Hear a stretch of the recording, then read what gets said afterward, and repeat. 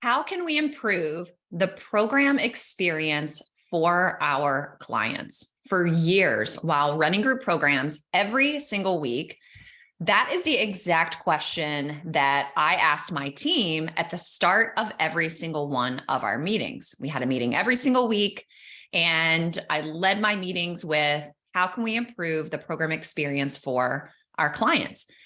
As a leader, it was vital for me to not necessarily be perfect, instead, to be in a state of constant curiosity, learning, and growth.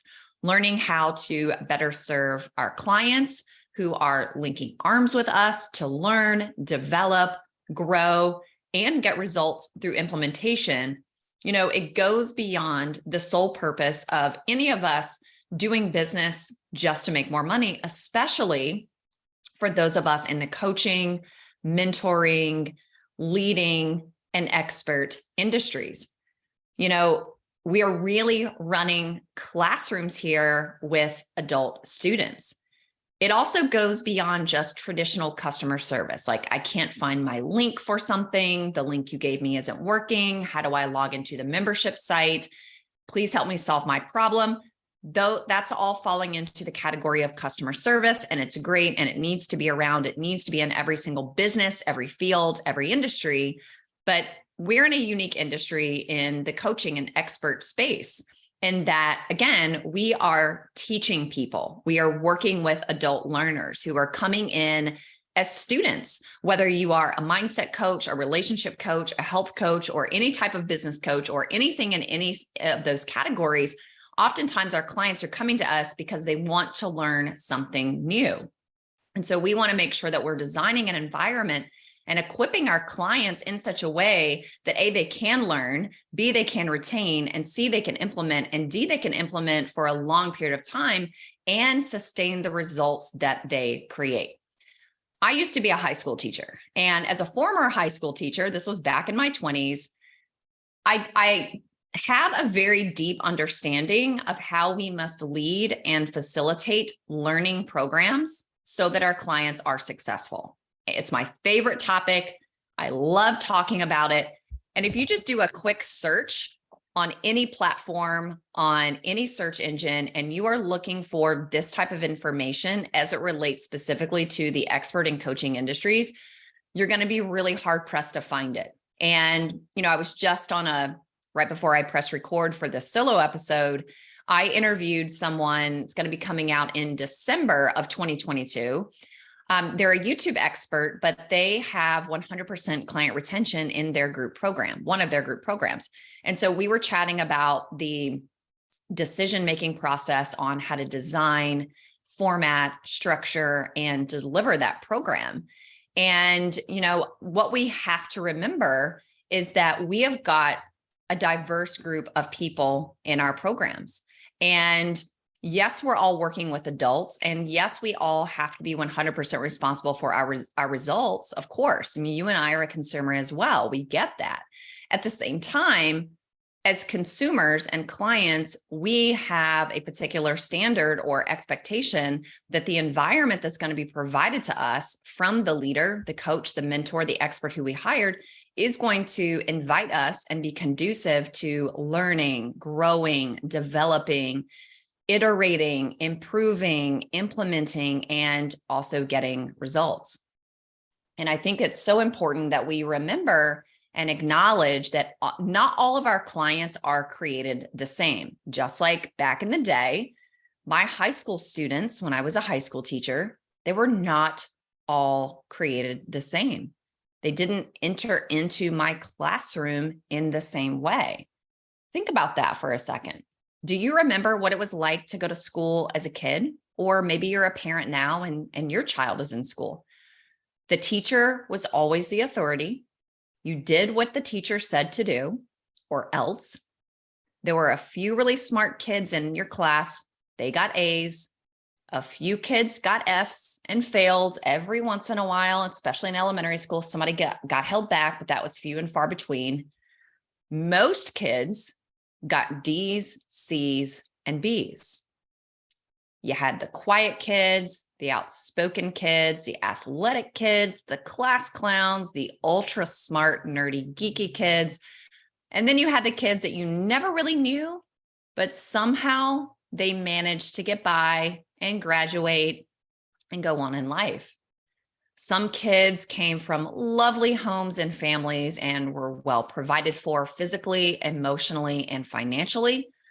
Other kids got their only meals at school, their only hugs and high fives from teachers, and might have even witnessed domestic violence the night before. As a teacher, the minute my kids approached my classroom from down the hall, yes, I greeted them daily out in front of my door. I assessed where they were at that day and in that moment, every day. I couldn't teach every kid the same. I couldn't talk to all of them in the same way. In fact, each new group of students I taught came with their own personality. Therefore, I had to adjust my style, my approach, and my instruction to accommodate them. No two students were the same. No two classes I taught or groups of students were the same. Eventually, and obviously, I left the classroom when I realized I had almost zero creative rights to teach, lead, and facilitate the way all of my students required in order to be successful. You know the drill. Teach to the test. Well, as adults in the coaching and expert fields that you and I are in, we have our own classrooms filled with a diverse group of adults who were once those kids. Yet we still are running our programs very similar to the way we were all taught in school. Naturally, this happens because as humans, we mimic. We mimic what we have seen done before and assume it's the best way or the only way because it's the only way we've ever known. The way we teach, lead, and guide industry-wide only works for a small percentage of the population. Just go back to when we were in school. I just shared this a minute ago. Very few kids, a portion of the kids, a small percentage, everybody got A's, maybe 10% or 15% of the kids, everybody got A's. And then maybe like 5 or 10% of the kids in the school failed and got F's. And then 80% got D's, B's, D's, C's, and B's. And one of the reasons for that is because the way school has always been structured, that you and I were products of, it works really, really well for one type of learner and one type of person and one type of student. And if you have that learning style and that processing style and certain gifts and talents and abilities and personality, then it can work for you, but then it doesn't work as well for everybody else. Which is why predominantly in the coaching, expert, online course, group program, mastermind, we see low rates of results industry-wide. We see a low rate of results across our client base. Our style only works for a certain type of learner or a certain type of client. However, our adult clients have different learning styles, different processing styles, and different learning abilities as well as learning disabilities.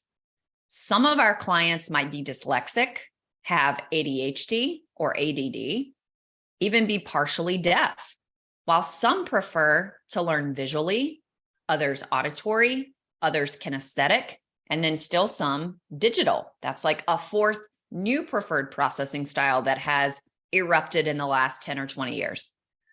In fact, I am super visual and very, very low auditory.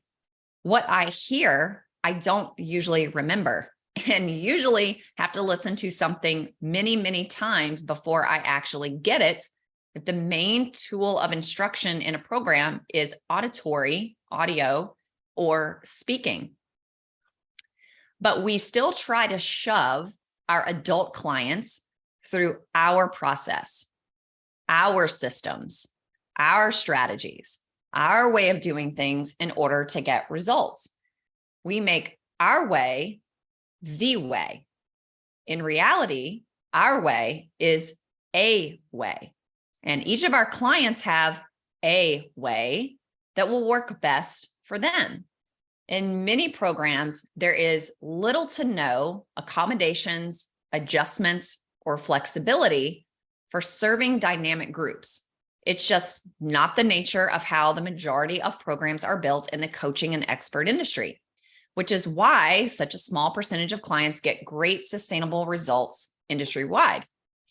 We jump to statements like, but I have boundaries, or she's toxic, I'm just going to let her go as a client, or they aren't taking responsibility, or I don't want to work that much, or they just aren't showing up. No wonder they're not getting results. And the list goes on. But where does our responsibility as a leader lie? I'm not suggesting that we coddle, create codependency, or spoon feed our adult clients. I didn't do that as a high school teacher with teenagers.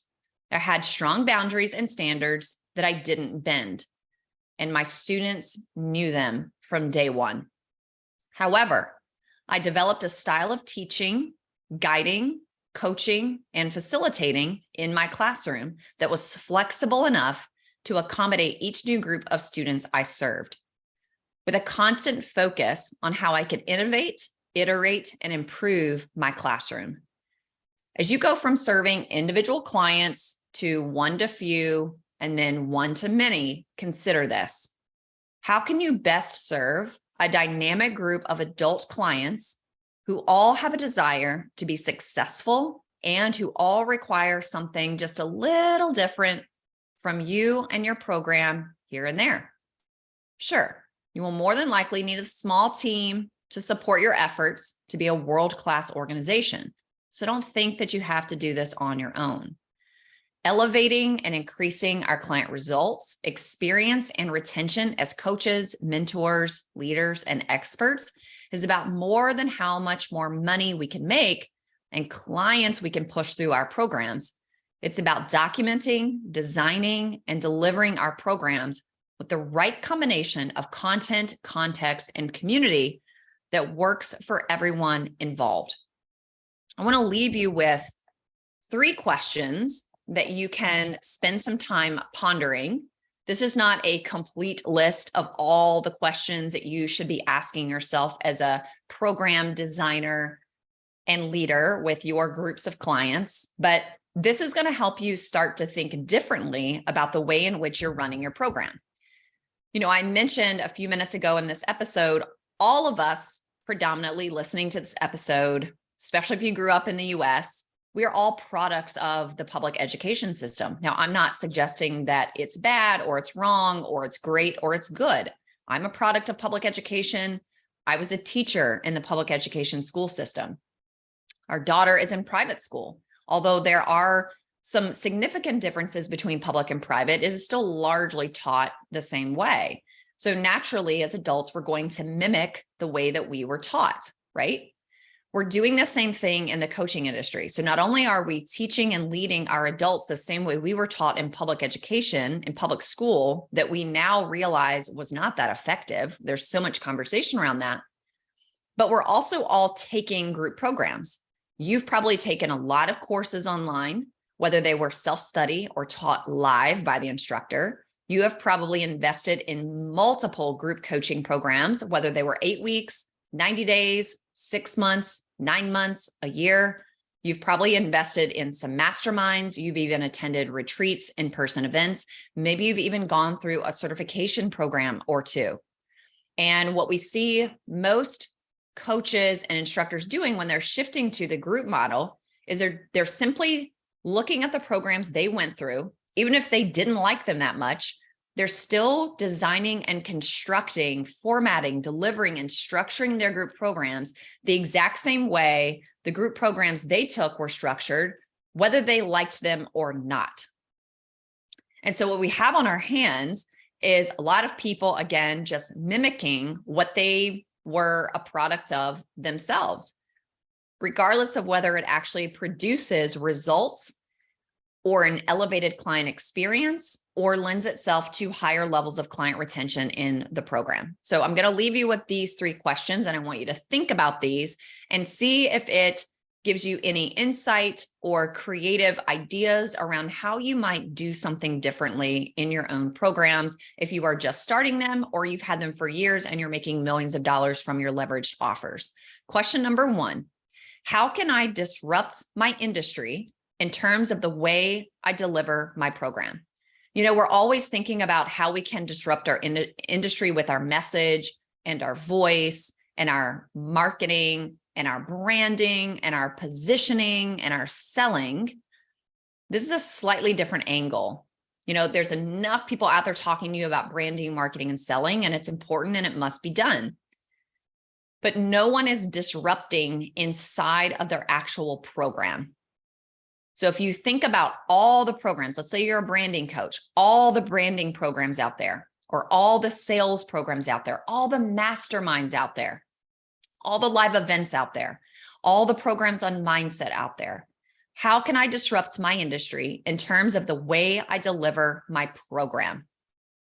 And then hopefully all the other people in your field and industry, they will start picking up those ideas from you so that we are producing clients that are much better equipped to go out into the real world, get results, but then also get sustainable results and continue to transform long after they're not even working with us anymore. Question number 2, based on the results I am promising, what is the sophistication level of my client and what do they expect in terms of client experience and client delivery? I'll say that one more time. Based on the results I am promising, what is the sophistication level of my client, meaning the ideal client to actually be successful in your program and get that result? And what do they expect in terms of a client experience and client delivery? And then finally, if I were in the shoes of my client, what type of experience do I desire? I'll say that one more time. If I were in the shoes of my client, what type of experience do I desire? So sit with those questions, ask yourself those questions, use those questions to evaluate the way in which you are currently running your leveraged one-to-many programs, and see if just simply asking yourself 3 different questions that you're probably not asking yourself on a daily basis, just see if there is a new level of curiosity, if there's a new level of creativity, if there's a new level of imagination, a new level of disruption that bubbles up inside of you, and jot down those ideas and see if you can incorporate some new layers and levels of value inside of your program so that you are elevating the client experience, you are improving client results. And when you do those 2 things, you are elevating client retention. You are increasing the lifetime value of a client.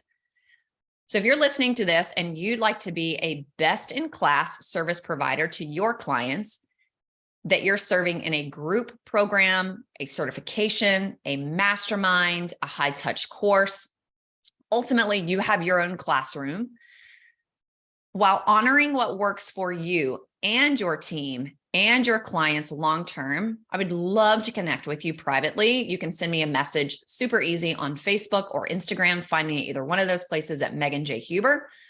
I'd love to ask you some questions about where you're currently at with your program and your business, where you are heading, and how I can best support your efforts to be at the top of your game in client experience, client retention, and client results.